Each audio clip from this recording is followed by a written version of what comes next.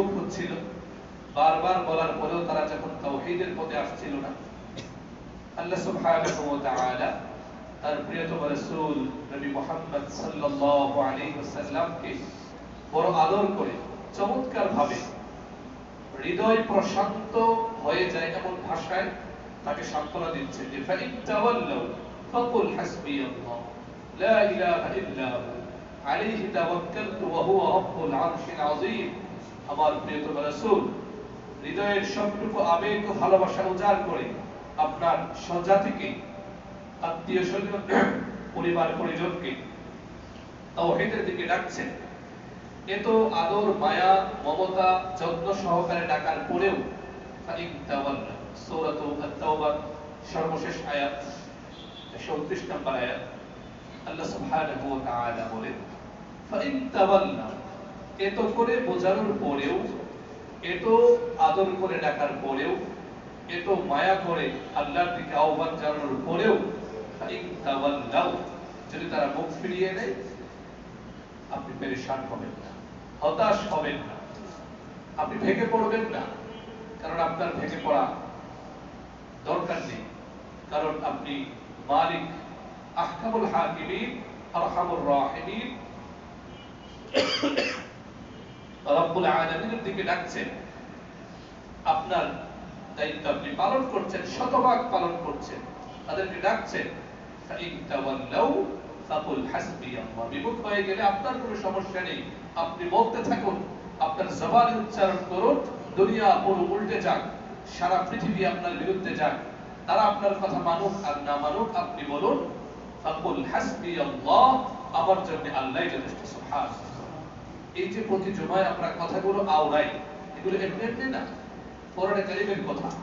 এই কথাগুলো যদি আমরা আমাদের অন্তরে বদ্ধমূল করতে পারি, ঈমানের পথে চলা আমাদের জন্য সহজ হবে, আমলের পথে চলা সহজ হবে, এবং সর্বোপরি অনেক অশান্তি, অনেক ডিপ্রেশন অটোমেটিকলি অন্তর থেকে দূর হয়ে যাবে।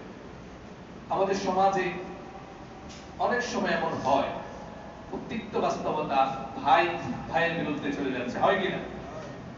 এমনকি সন্তান বাবার বিরুদ্ধে চলে যাচ্ছে, হয় কিনা?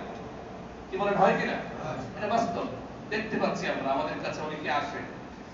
তো আপনি যদি এটা অন্তরে বদ্ধমূল করে নেন, এটা বদ্ধমূল আপনার অন্তরে, যে আপনি আপনার সন্তানের উপর জুলুম করেননি, আপনি আপনার ভাইয়ের উপর কোনো ধরনের হক নষ্ট করেননি, তাদেরকে শতভাগ আল্লাহর দ্বীনের দিকে ডাকছেন, বা তাদের হক আপনি আদায় করছেন, কোনো জুলুম তাদের উপর করেননি, কোন এক অজানা কারণে তারা আপনার উপর বিরাগভাজন হয়ে আছে, আপনার কথা মানছে না, বা আপনার সঙ্গে শত্রুতা পোষণ করছে, আপনি তখন এই আয়াতগুলো স্মরণ করুন, আপনি পড়তে থাকুন হাসবিয়াল্লাহ লা ইলাহা ইল্লা হু, সকাল সন্ধ্যায় 7 বার করে পড়বেন।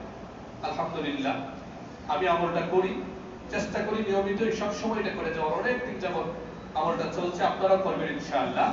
সকাল সন্ধ্যায় 7 বার পড়বেন। এগুলো পড়লে মনে এত শান্তি জাগে, কে দুনিয়ার মানুষকে আমার বিরুদ্ধে গেল, কে আমার সঙ্গে খারাপ আচরণ করলো, এসব দেখার টাইম আপনার নাই।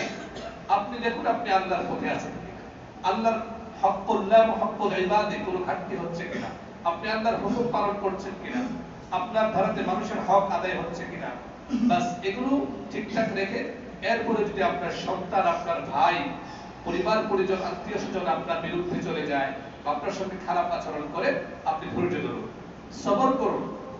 এরপর প্রতি সকাল এবং সন্ধ্যায় ফজরের নামাজের পরে, মাগরিবের নামাজের পরে রাসূলুল্লাহ সাল্লাল্লাহু আলাইহি ওয়াসাল্লামকে, নবীজি সাল্লাল্লাহু আলাইহি ওয়াসাল্লামকে আল্লাহ যে দোয়াগুলো শিখিয়েছেন, তিনি যে আমলগুলো করেছেন, এগুলো করতে থাকুন, দেখবেন এত শান্তি আল্লাহ আপনার অন্তরে দিয়েছেন। যখন আপনি এটা খেয়াল করে পড়বেন, হাসবিয়াল্লাহ, আমার জন্য আল্লাহই যথেষ্ট, লা ইলাহা ইল্লা হু, আল্লাহ ছাড়া কোনো মাবুদ নেই, কোরআনে কারীমের কথা নবী সাল্লাল্লাহু আলাইহি ওয়াসাল্লাম পড়তেন। আলাইহি তাওয়াক্কালতু, আপনি বলুন আমি আল্লাহর উপরে তাওয়াক্কুল করেছি, ওয়া হুয়া রাব্বুল আরশিল আযীম, আর তিনি হচ্ছেন আরশ, তিনি হচ্ছেন সম্মানিত আরশের মালিক। তো মালিক যদি আমার পক্ষে থাকে, আমি যদি মালিকের কথা মোতাবেক চলতে পারি, কিসের দুনিয়ার মানুষ কে আমার বিরুদ্ধে গেল, কে আমার পক্ষে গেল, আমি যদি আল্লাহর হুকুম মোতাবেক জীবন পরিচালিত করতে পারি, সুন্নাহ মোতাবেক জীবন যাপন করতে পারি, বাকি কে আমার পক্ষে আসলো গেল, এগুলো পরোয়া করার দরকার নেই। উর্দু কবি বড় চমৎকার বলেছেন, সারি দুনিয়া হো মুখালিফ कुछ नहीं नुकसान है डर नहीं है गम नहीं है जब खुदा रहमान है। কিসের তো ভয়?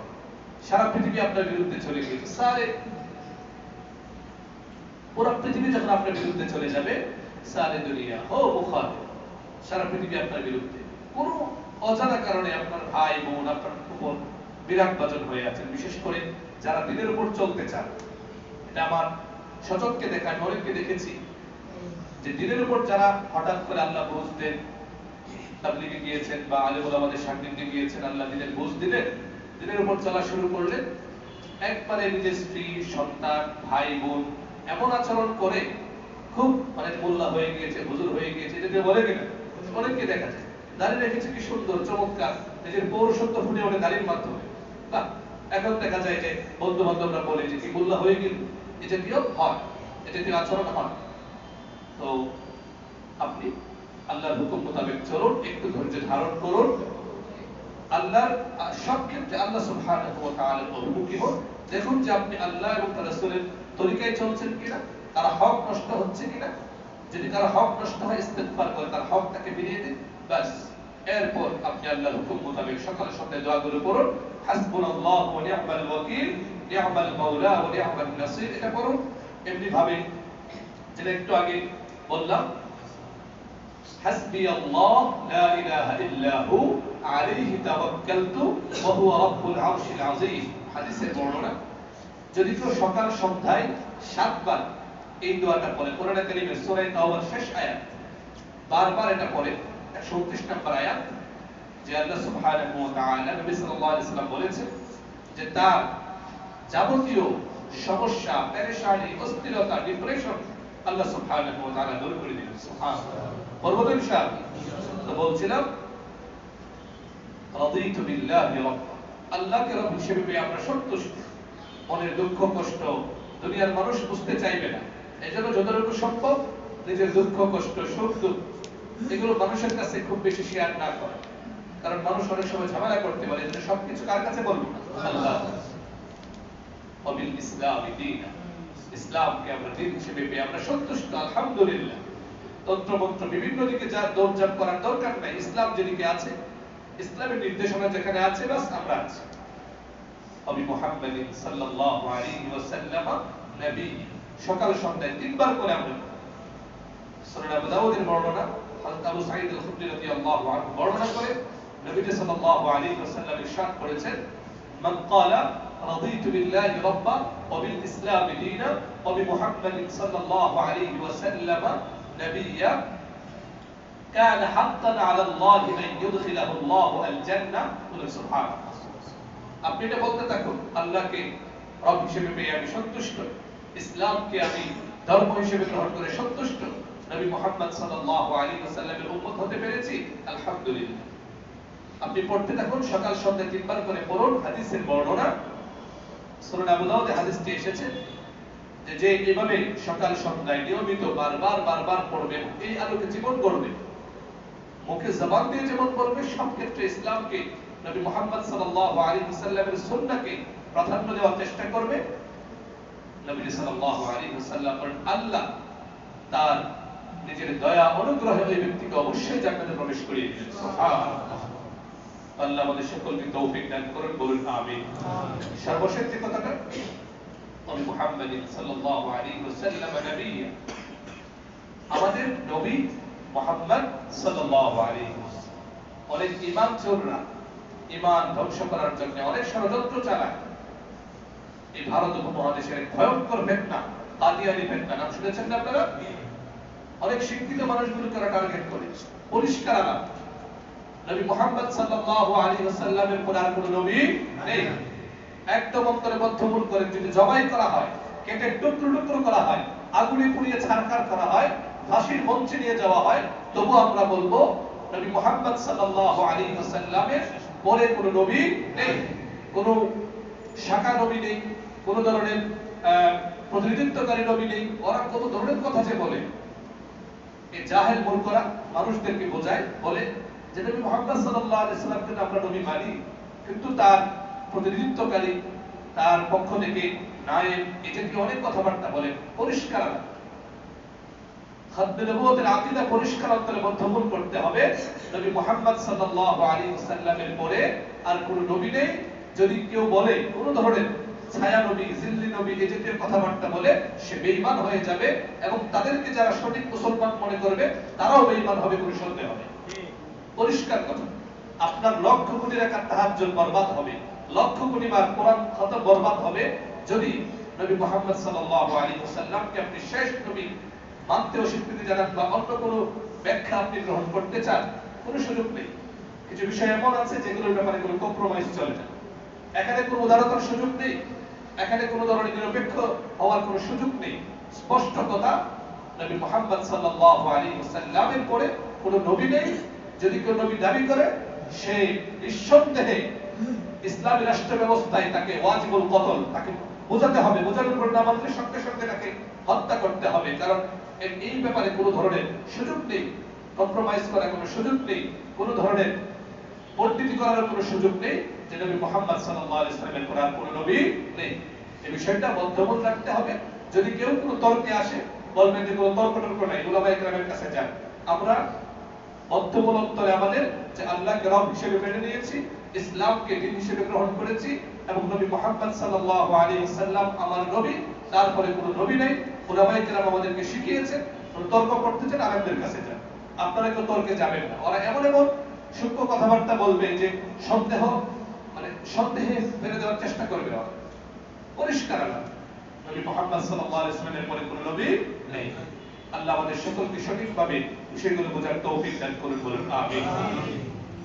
মুহতারাম হাজিরিন, এই যে ফিতনা, চতুর্দিকে ফিতনা, মানুষকে বিপদগামী করার জন্য ষড়যন্ত্র চলছে, এইসব ফিতনা থেকে বাঁচার জন্য সবচেয়ে গুরুত্বপূর্ণ বিষয় হচ্ছে উলামায়ে কেরামের সান্নিধ্য অবলম্বন করতে হবে এবং কোরআন মাজিদ, নবী সাল্লাল্লাহু আলাইহি ওয়াসাল্লামের হাদিস, সিরাত এগুলোর সঙ্গে গভীর সম্পর্ক আমাদেরকে বজায় রাখতে হবে।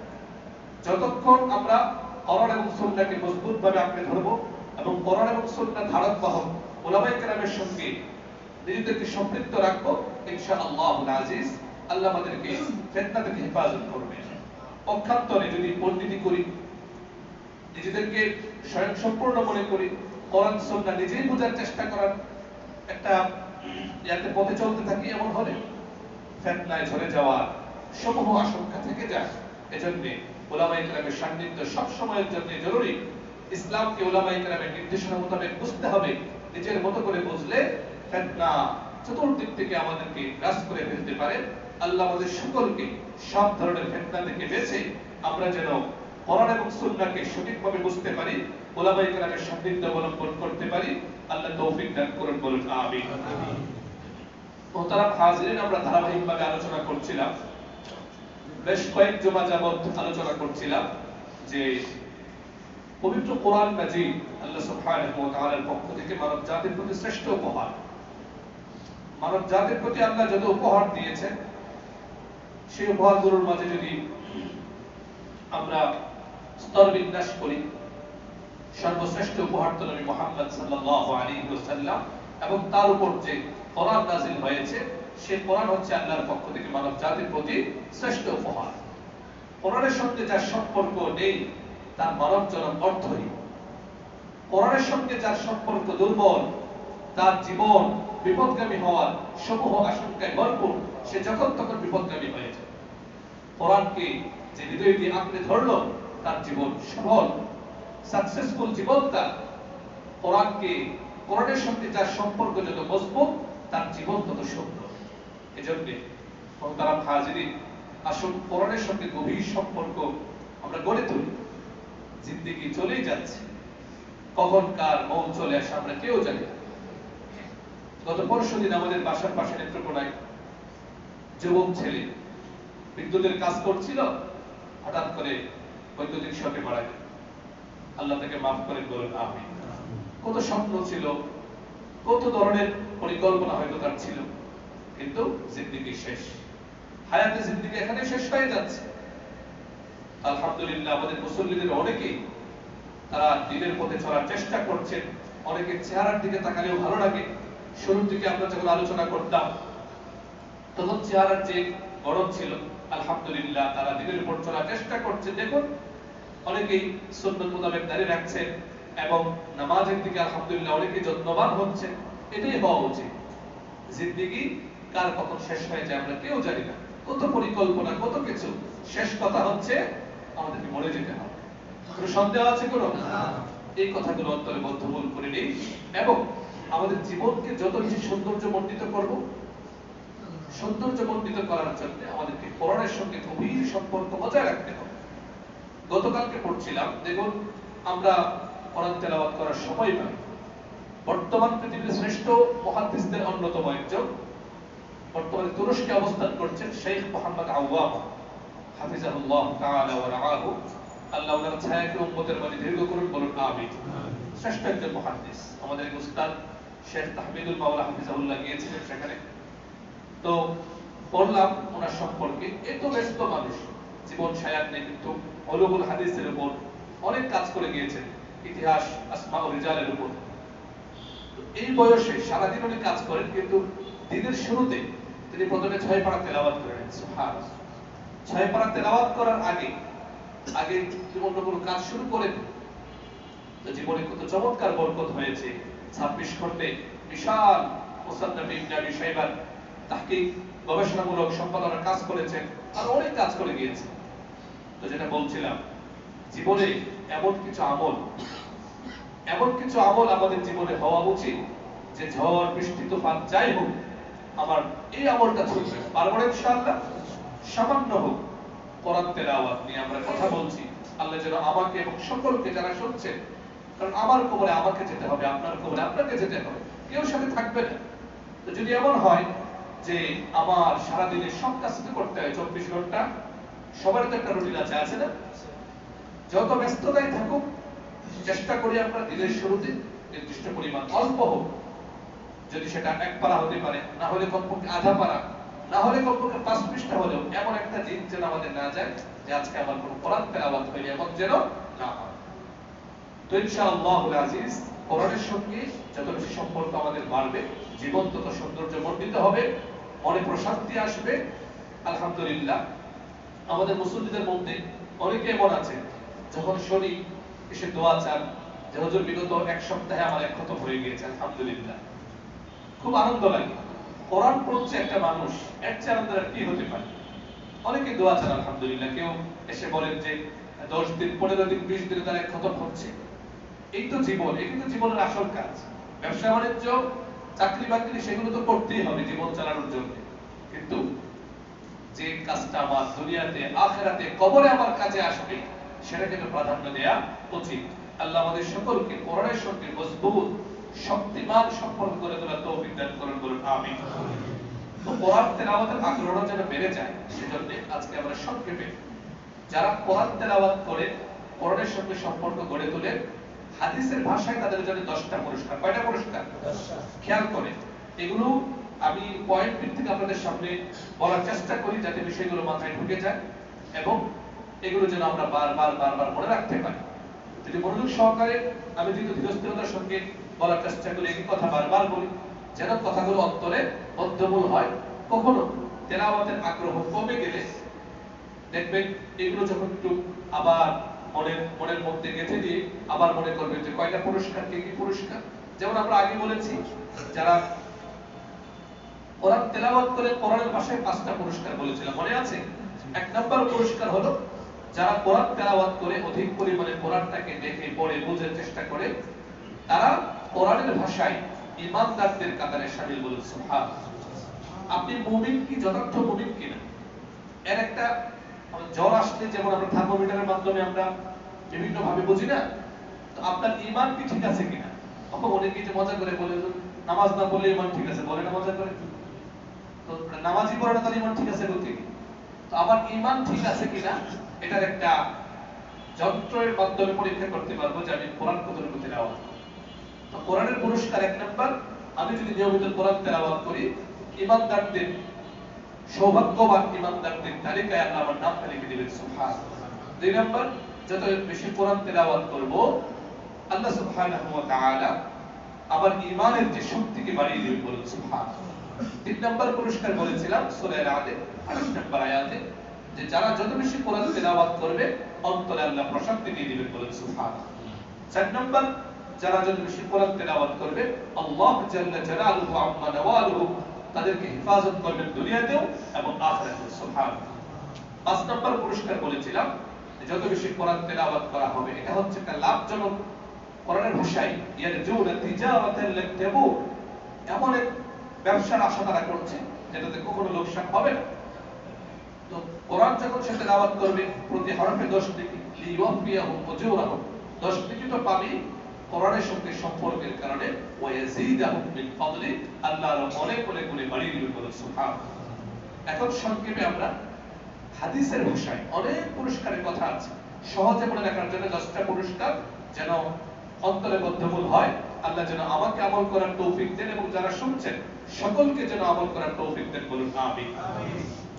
1 নম্বর পুরস্কার হলো যারা কোরআন পড়বে রাসূলুল্লাহ সাল্লাল্লাহু আলাইহি ওয়াসাল্লাম তাদেরকে শ্রেষ্ঠত্বের স্বীকৃতি দিচ্ছেন, বলুন সুবহানাল্লাহ। দুনিয়ার মানুষের কোনো স্বীকৃতি না, দুনিয়ার মানুষ আজকে স্বীকৃতি দিল আপনাকে, আপনার খুব প্রশংসা করলো, কালকে উল্টে যেতে পারে কিনা, হয় কিনা, এমন জবাব দিতে হয় কিনা? আজকে দেখা যাবে আপনার খুব প্রশংসা করছে, যে কোনো কারণে হোক, রাগে হোক বা যে কোনো সমস্যা, কালকে দেখবেন পুরা 180 ডিগ্রি উল্টে গিয়েছে। তার মানে দুনিয়ার মানুষের কথায় পরিবর্তন আসতে পারে, উল্টে যেতে পারে, কিন্তু রাসূলুল্লাহ সাল্লাল্লাহু আলাইহি ওয়াসাল্লাম, নবীজি সাল্লাল্লাহু আলাইহি ওয়াসাল্লাম 1450 বছর আগে যে স্বীকৃতি, যে সার্টিফিকেট, যে সনদ দিয়েছেন, সারা পৃথিবী উল্টে গেলে সেটা পরিবর্তন আসবে না। তো নবীজি সাল্লাল্লাহু আলাইহি ওয়াসাল্লাম জানাচ্ছেন আমাদেরকে যারা কোরআন শিখে, কোরআন শেখায়, কোরআন শেখায় মানে শুধু এর মধ্যে সরাসরি তো একটা ক্লাসের মধ্যে বসে পড়াচ্ছেন, উনি যেমন স্বামী কোরআনের শিক্ষাকে ব্যাপকভাবে ছড়িয়ে দিতে যারা সহযোগিতা করে তারাও কিন্তু এর মধ্যে শামিল।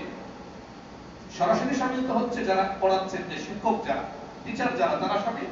পাশাপাশি একজন মানুষ কিছু টাকা দিয়ে, একটা ভালো ছাত্র দিয়ে, যে ছাত্রের সহযোগিতা করে, তার কিছু খরচ দিয়ে, যেভাবেই হোক কোরআনের শিক্ষার সঙ্গে যে যেভাবে শরীক থাকে, কোরআন জানাচ্ছে নবী সাল্লাল্লাহু আলাইহি ওয়াসাল্লাম তাদেরকে শ্রেষ্ঠত্ব, তাদেরকে সার্টিফিকেট দিচ্ছেন, দুনিয়ার মাটিতে তারা হচ্ছে শ্রেষ্ঠ, বলুন সুবহানাল্লাহ।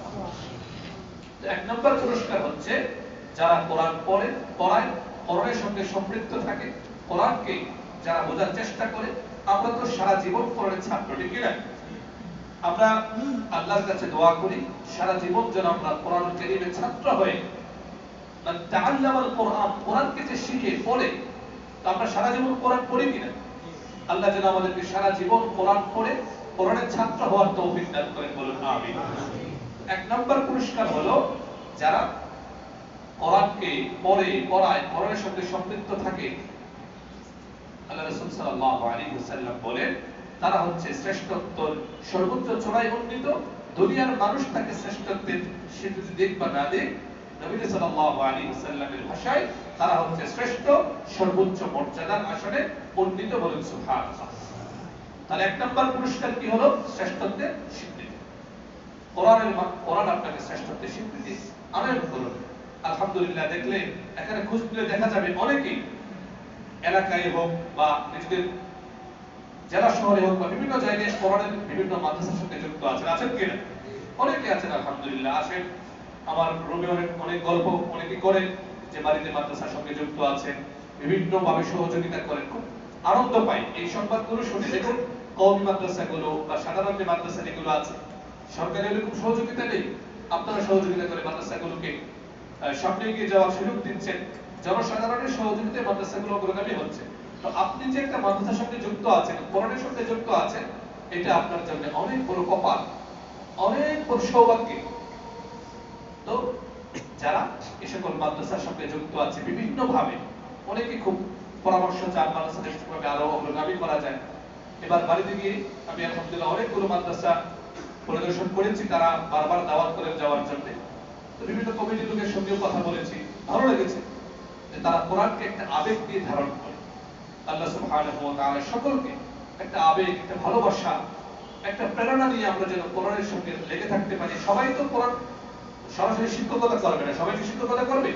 আপনি একটা জব করছেন, ব্যবসা করছেন, কিন্তু একটু সময় বা একটা সম্পৃক্ততা আমাদের সবার থাকা উচিত, যে কোরআনের কোন মাদ্রাসার সঙ্গে মাদ্রাসার প্রিন্সিপাল, মুহতামিম, পরিচালক তার সঙ্গে ভালো সম্পর্ক, একটু মাদ্রাসায় সহযোগিতা করে হোক, ভালো ছাত্র দিয়ে হোক, বা যেভাবেই হোক মাদ্রাসাকে একটা হৃদয় দিয়ে আঁকড়ে ধরে রাখা, ইনশাআল্লাহ এটা আপনার কবরে, হাসরে, কিয়ামতের ময়দানে আপনার জন্য নাজাতের উসিলা বয়ে আনতে পারে। সর্বোপরি এই যে 1 নাম্বার পুরস্কার, যারা কোরআনের সঙ্গে সম্পৃক্ততাকে শ্রেষ্ঠত্বের স্বীকৃতি, ইনশাআল্লাহুল আজিজ আপনি হাফেজদেরকে ভালোবাসুন, আলেমদেরকে ভালোবাসুন, কোরআনের সঙ্গে সম্পর্ক রাখুন, কোরআনের মাদ্রাসাগুলোর সঙ্গে নিজেকে সম্পৃক্ত রাখুন, যেভাবেই হোক দেখবেন দুচোখ যেদিন বন্ধ হবে আল্লাহ সুবহানাহু ওয়া তাআলা আপনাকে শ্রেষ্ঠত্বের অনন্য মর্যাদায় আল্লাহ উন্নীত করছেন, বলুন সুবহানাল্লাহ। 1 নাম্বার পুরস্কার হলো আল্লাহ সুবহানাহু ওয়া তাআলা কোরআনের সঙ্গে সম্পৃক্ত ব্যক্তিকে, তেলাওয়াতকারীকে, হাফেজদেরকে, আলেমদেরকে, হাফেজ আলেমদেরকে যারা ভালোবাসে, কোরআনের সঙ্গে সম্পৃক্ত থাকে, আল্লাহ তাদেরকে শ্রেষ্ঠত্বের স্বীকৃতি দিবেন। 2 নাম্বার পুরস্কার, যারা কোরআন তেলাওয়াত করছেন, কোরআনকে যারা পড়ছেন, এমনকি যে ঘরের মধ্যে আলহামদুলিল্লাহ আমাদের মধ্যে অনেককে দেখা যায় একটু কষ্ট হয়, মাদ্রাসার জন্য তারা তাদের বাসাগুলো ভাড়া দেন, একটু সহযোগিতা করেন। বর্তমান সময়টা আসলে কষ্টের, এটা খুব স্বাভাবিক একটা কথা বললাম, যে নিজের বাসার মধ্যে একটা প্রতিষ্ঠান থাকা অনেক ধরনের চাপ সহ্য করতে হয়, বাচ্চারা আওয়াজ করে, এত কিছুর পরেও যারা নিজেদের প্রতিষ্ঠানগুলোকে, নিজের বাসাকে মাদ্রাসার জন্য দেন, তাদের জন্য বিশেষ করে এই পুরস্কার। সহিহ মুসলিম শরীফের বর্ণনা, সহিহ মুসলিম শরীফের 6746 নম্বর হাদিস, আবু হুরায়রা রাদিয়াল্লাহু তাআলা আনহু বলেন, নবী সাল্লাল্লাহু আলাইহি ওয়াসাল্লাম ইরশাদ করেন, مجتمع قوم في بيت من بيوت الله يتلون كتاب الله ويتدارسونه بينهم إلا نزلت عليهم السكينة وحفتهم الملائكة وغشيتهم الرحمة وذكرهم الله في من عنده, سبحان الله। দ্বিতীয় পুরস্কার হচ্ছে, প্রথম যে পুরস্কারের যে হাদিসটা সহিহ বুখারী শরীফের 5027 নম্বর হাদিস, বিখ্যাত হাদিস, আমাদের প্রায় সবারই মুখস্থ আছে, বাচ্চারা বক্তব্যে গিয়ে বারবার যে হাদিসটা পড়েন, আমিরুল মুমিনিন যিন্নুরাইন নামে যিনি প্রসিদ্ধ, নবী সাল্লাল্লাহু আলাইহি ওয়াসাল্লামের খুবই আদর স্নেহের সাহাবী হযরত উসমান ইবনে আফফান রাদিয়াল্লাহু তাআলা আনহু হাদিসটি রওয়ায়াত করেন। রাসূলুল্লাহ সাল্লাল্লাহু আলাইহি ওয়াসাল্লাম ইরশাদ করেন, খায়রুকুম মান তাআল্লামাল কুরআনা ওয়া আল্লামা, তোমাদের মধ্যে শ্রেষ্ঠ ওই ব্যক্তি যে কোরআন পড়ে এবং কোরআন শেখায়, নিজেও শিখে অন্যদেরকে শেখায়, নিজেও পড়ে অন্যদেরকে পড়ায়। এভাবে শ্রেষ্ঠত্বের স্বীকৃতি দেওয়া হয়েছে। দ্বিতীয় যে পুরস্কার, যারা কোরআন পড়ে, যে ঘরের মধ্যে কোরআন পড়া হয়, মানে কোরআনের নিসবতে, কোরআনের সঙ্গে একটু সম্পৃক্ততার কারণে ঘরটাও আল্লাহর প্রিয় হয়ে যায়, বলুন সুবহানাল্লাহ। নবী সাল্লাল্লাহু আলাইহি ওয়াসাল্লাম বলেন, মাজতামা কওমুন ফি বাইতিন মিন বুয়ুতিল্লাহ ইয়াতলুনা কিতাবাল্লাহ ওয়া ইয়াতাদারাসুনাহু বাইনাহুম, কিছু মানুষ যখন কোন একটা ঘরে একত্রিত হয়, উদ্দেশ্য আল্লাহর কালাম তেলাওয়াত করবে, কোরআন মাজিদ তেলাওয়াত করবে, কোরআনকে নিয়ে চর্চা করবে, কিছু ছাত্র পড়বে, উস্তাদ শুনবে, এই যে চমৎকার সুন্দর একটা পবিত্র পরিবেশ, এই পরিবেশটা যেখানে সৃষ্টি করা হয়, তৈরি করা হয়, নবী সাল্লাল্লাহু আলাইহি ওয়াসাল্লাম বলেন তাদের জন্য কি পুরস্কার, নাযালাত আলাইহিমুস সাকিনা, যে ঘরের মধ্যে যেখানে আল্লাহর কোরআন পড়া হচ্ছে, যারা পড়ছে তাদের উপর আল্লাহর পক্ষ থেকে বিশেষ রহমত নাযিল হয়, বলেন সুবহানাল্লাহ। আপনাদেরকে প্রশ্ন করি, আল্লাহর রহমত কি সংকীর্ণ? যখন রহমত নাযিল হবে, যে আলাদাভাবে বাইরে নাযিল হয়ে ঘরের উপর পড়বে না, ফাঁকতে ঢুকে শুধুমাত্র যারা পড়তেছেন ওদের মালার উপর যায়, এরকম? আল্লাহর রহমত কি সংকীর্ণ? একটা গল্প শোনাই আপনাদেরকে। একজন সহজ সরল সাহাবী নবী সাল্লাল্লাহু আলাইহি ওয়াসাল্লামের কাছে এসে বললেন, উনি ওনার বুঝ অনুযায়ী, সবার বুঝ কি একরকম, আল্লাহ একজনকে এক এক রকম বুঝ দেন। তো এই সাহাবী এসে দোয়া করতেছেন, আল্লাহুম্মা রহমনি ওয়া মুহাম্মাদান ওয়া লা তুশরিকনি আহাদান, মানে সে তার মতো করে দোয়া করতেছে কি, আল্লাহ রহমত কেবল আমার উপর আর এই যে মুহাম্মদ সাল্লাল্লাহু আলাইহি ওয়াসাল্লাম তার উপর করে, আর কাউরে আমাদের রহমতের মধ্যে যুক্ত করেন না। উনি মনে করতেছেন যে আল্লাহ নবী সাল্লাল্লাহু আলাইহি ওয়াসাল্লাম থেকে হাসলেন, ইয়া আব্দুল্লাহ হাল যায়্যাতা ওয়াসিআন, তো নবী সাল্লাল্লাহু আলাইহি ওয়াসাল্লাম এসে বলেন, আরে আব্দুল্লাহ, মানে এটা আরবরা স্বাভাবিকভাবে সবাইকে আব্দুল্লাহ ডাকবেন, আল্লাহর গোলাম। আরে আল্লাহর গোলাম, তুমি তো দেখি আল্লাহর রহমত সুপ্রশস্ত, সেটাকে তুমি যায়্যাফতা সংকীর্ণ করে ফেলেছো। তো এই যে হাদিসটা পড়লাম, আল্লাহ বললেন যে রহমত নাযিল হবে ওই ব্যক্তিদের উপর। তো তার মানে কি ঘরের উপর রহমত নাযিল হবে না? কি বলেন, ঘরের উপর রহমত নাযিল হবে কি? যখন ছাত্ররা এখানে কোরআন পড়ছে, অনেকেই হাফেজদেরকে বা আলেমদেরকে ঘরে নিয়ে কোরআন তেলাওয়াত করেন, তো যখন কোরআন তেলাওয়াত করে তখন ঘরের উপর রহমত নাযিল হবে কি? মূলত তো কোরআন যে পড়ছে তার উপর নাযিল হবে।